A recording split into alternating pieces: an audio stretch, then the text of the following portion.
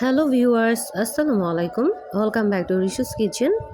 পিঠা আমাদের সবার কাছে সারা বছরই খুব ভালো লাগে, আর এই শীতের সময়ে অনেকটা বেশি ভালো লাগে।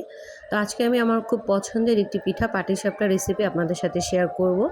আর এই জন্য আমি প্রথমে একটা মিক্সিং বলে এই পাটিসাপটার ব্যাটারটা তৈরি করে দেখাবো। তো এই জন্য আমি প্রথমেই এখানে শুকনো চালের গুঁড়া 2 কাপ পরিমাণ নিয়েছি, আর এটা কিন্তু কিনা চালের গুঁড়ো।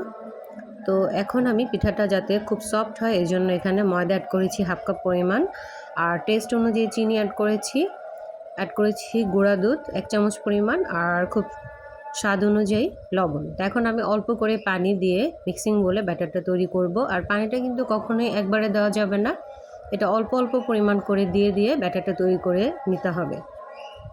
তো আমি একটা চামচের সাহায্যে ব্যাটারটার ঘনত্বটা দেখিয়ে দিচ্ছি। আর এখন আমি ব্যাটারটাকে রেস্টে রেখে দেব 30 মিনিটের জন্য। তো এ পর্যায়ে এখন আমি পুরির ভিতরে অ্যাড করব আরেকটা ব্যাটার, এটা তৈরি করব। এটার জন্য আমি দুধ নিয়েছি, অ্যাড করেছি চালের গুঁড়ো 4 চামচ আর চিনি স্বাদ অনুযায়ী। তো এই ব্যাটারটা তৈরি করে এখন আমি এটাকেও রেস্টে রেখে দেব। তো এখন আমি আপনাদেরকে তৈরি করে দেখাবো পুরটা।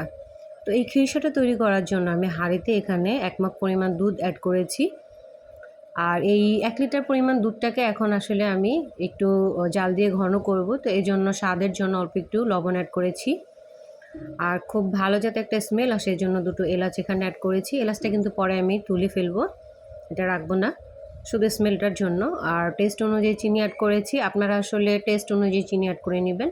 আর এটাকে কিন্তু আমি অনবরত নেড়ে দিব, কারণ হচ্ছে নিচে কিন্তু অনেক সময় দুধ দলা পেকে যায়। তো এই জন্য আমি খুব ভালো করে এটা নাড়তে থাকবো।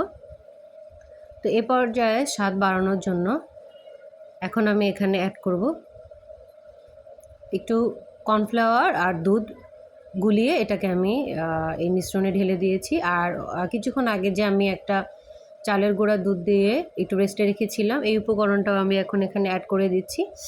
তো এটা এখন তাহলে একটু গ্রেভি হবে, আর এর জন্য আমি খুব বেশি করে নাড়তে থাকবো যেন এটা খুব দলা পেকে না যায় আর জমাট না বাঁধে। তো ফ্লেভারের জন্য এখন আমি শেষে একটু ঘি অ্যাড করেছি, এটা আপনারা চাইলে স্কিপ করতে পারেন। আর ঘিটা দেওয়ার পরে কিন্তু যখন আমরা খিরসা পাটিসাপটা খাবো অসাধারণ স্বাদ লাগবে আমাদের কাছে। তো এই জন্যে আমি আসলে এখানে ঘি অ্যাড করেছি। তো এটা অনবরত এভাবেই একদম শেষে আরও বেশি করে নাড়তে থাকবো যেন মিক্সিংটা খুব ভালো হয়। তো এটা আমি চুলা থেকে নামিয়ে নিয়েছি। আর এ পর্যায়ে চুলায় আমি একটা ফ্রাই প্যান বসিয়েছি। তো এখন আমার রেস্টে থাকা যে ব্যাটারটা তৈরি করেছিলাম এই ব্যাটারটা আমি এখন ফ্রাই প্যানে ঢেলে দিলাম। আর অবশ্যই কিন্তু ফ্রাই প্যানে একটু তেল আমি এখানে ব্রাশ করে নিয়েছি।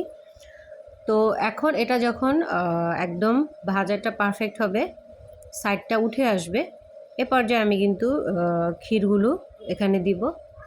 তো আমি একটু দেখিয়ে দিচ্ছি যে পাঁচটা কীভাবে হয়ে উঠে এসেছে।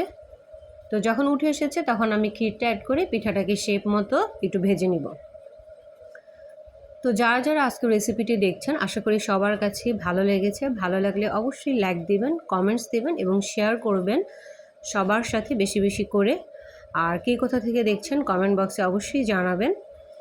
আর নতুন নতুন রেসিপি পেতে অবশ্যই আমার চ্যানেলটি সাবস্ক্রাইব করে নেবেন। তো এখন পিঠাগুলো আমি এভাবে তৈরি করে নিব এক এক করে। আর যখনই আমি আর একটা এখানে মিশ্রণটাকে ব্যাটারটাকে ঢালবো তার আগে অবশ্যই একটু তেলটা এভাবে ব্রাশ করে নিব। তো এভাবে আমি সবগুলো পিঠা তৈরি করে আজকে দেখাচ্ছি।